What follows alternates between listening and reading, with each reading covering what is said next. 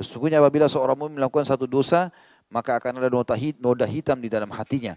Apabila dia bertaubat, berhenti, dan meninggalkan maksiat tersebut, maka hatinya akan cemerlang kembali.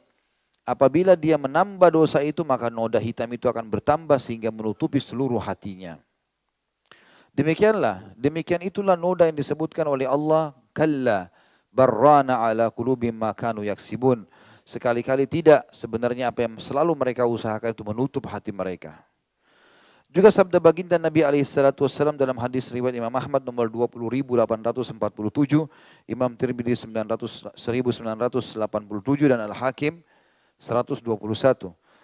Rasulullah SAW bersabda, ittaqillaha haitsu ma kunta wa atbi'is sayyi'ata al-hasanata tamhuha wa khaliqin nasa bi khuluqin hasan. Bertakwalah kepada Allah dimanapun kau berada dan ikutilah. Bertakwa artinya patuhlah sama Allah dimanapun kita berada, sendiri atau rame-rame. Dan ikutilah selalu perbuatan buruk yang pernah dulu kita kerjakan, dengan sekarang ganti perbuatan baik setelah taubat. Niscaya amal baik itu akan menghapuskannya. Dan bergaullah dengan manusia dengan akhlak yang baik. Oleh karena itu seorang muslim hidup sebagai orang yang senantiasa berusaha mendidik dirinya, mensucikan dan membersihkannya. Karena dialah yang paling berhak untuk mendidik dirinya terlebih dahulu, maka dia menghiasinya dengan adab yang dapat mensucikannya dan membersihkan kotoran-kotorannya. Sebagaimana dia menjauhkannya dari hal-hal yang dapat menodai dan merusaknya, berupa keyakinan yang sesat, ucapan dan perbuatan yang batil. Semua itu jauhi. Kemudian dia menundukkannya siang dan malam, mengintrospeksinya setiap saat, mendorongnya melakukan amal kebaikan dan ketaatan sebagaimana dia memalingkan dan membentengi dari keburukan dan kerusakan. Dan hendaknya dia mengikuti langkah-langkah berikut ini di dalam memperbaiki dan mendidiknya agar ia menjadi bersih dan suci. Yang pertama, selalu taubat. Ya. Baik teman-teman, ada satu pertanyaan. Ustaz, bagaimana kami memahami perbedaan antara taubat dengan istighfar? Bagaimana memahami ini? Istighfar adalah pengikraran permohonan maaf seseorang hamba kepada Tuhannya. Sama kalau kita salah di kantor, kita bilang maafin saya Pak misalnya. Atau secara tertulis kita mengatakan saya telah melakukan kesalahan, saya mohon maaf gitu. Itu namanya istighfar kalau bahasa agama kita, hubungan dengan Allah. Jadi pengikraran permohonan maaf. Kalau taubat, pengikraran untuk tidak mengulangi. Dua-duanya harus dikomposisikan, disatukan. Jadi kalau kita mengatakan beristighfarlah, artinya permohonan maaf. Kita tahu tidak tahu kesalahan kita, istighfar saja. Gitu kan? Kita lagi jalan di jalan, terus ada orang yang melihat kita. Maaf ya, saya salah jalan ya. Maaf ya kalau saya salah jalan. Mungkin memang itu jalurnya kita keliru, misal. Tidak harus kita buat salah kalau kita beristighfar. Jadi istighfar permohonan maaf saja. Taubat ini tidak beda. Mengikrarkan, mengetahui kalau lagi salah, janji sama Allah tidak mau ulangi. Jadi pernyataan, sikap, ya, tidak akan mengulangi perbuatan salah itu. Nah, kalau kita tulis misalnya permohonan maaf, sekaligus kita nyatakan sikap di situ, kita gabungin keduanya berarti. Jelas ini? Allahu a'lam. Senyap. Rupanya tulisan taubat di atas kepala ini bagus juga. Baik, taubat maksudnya kata beliau, ini yang paling pertama harus kita lakukan teman-teman. Karena semua kita bisa buat salah. Taubat maksudnya membersihkan diri dari segenap dosa. Segenap artinya semua, tidak terkecuali. Maaf ikhwat dan akhwat, saya ingatkan kalau makan minum tangan kanan ya. Jangan sampai salah.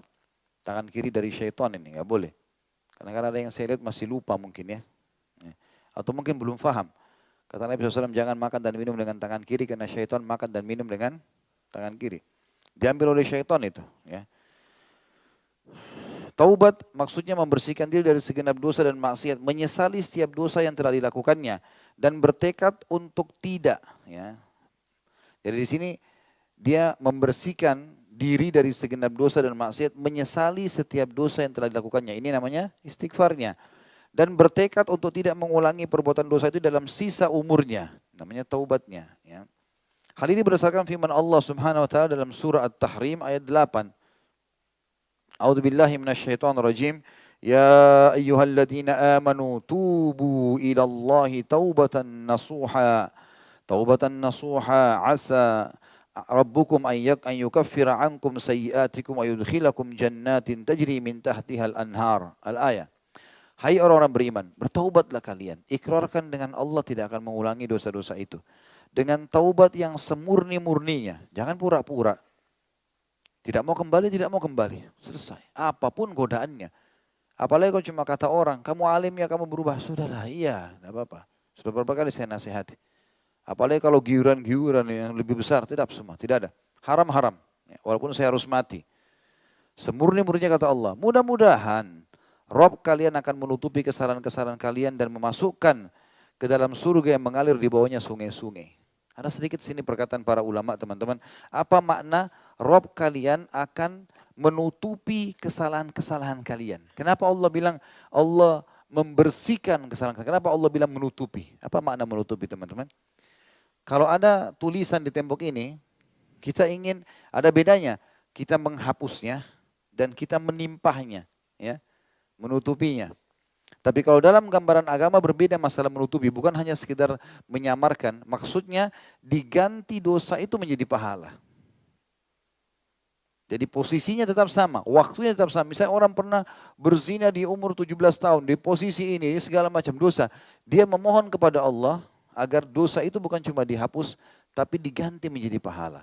Dan Allah janjikan itu. Allah bisa menggantikan dosa-dosa kita menjadi pahala. Makanya Umar bin Khattab berkata radhiyallahu anhu, tapi ini tentu difahami secara positif ya.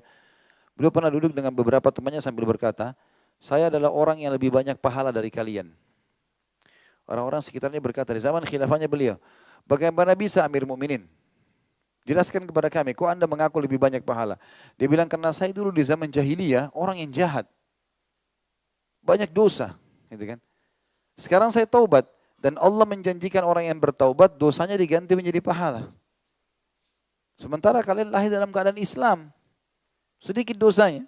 Gitu kan? Tapi saya bilang tadi, difahami secara positif. Jangan bilang sekarang saya dosa dulu, baru saya beramal soleh. Karena bisa saja antum pas buat dosa mati. Mana ada jaminannya? Tapi ini keberuntungan saja bagi orang-orang yang mungkin pernah berbuat kesalahan Allah kemurahan marah, mungkin Allah gantikan, bukan mustahil.